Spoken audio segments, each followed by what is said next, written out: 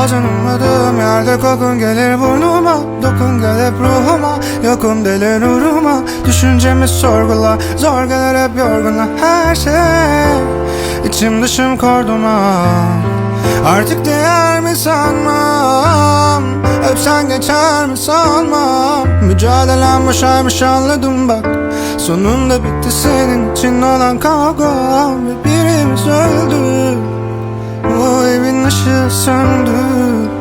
O bana hiç dönmedi ama ben onsuz Mecnun'a döndüm. Ve birimiz öldü, o evin ışığı söndü. Bu beni son görüşün elveda dedi ve beni tam oraya gömdü. Oh.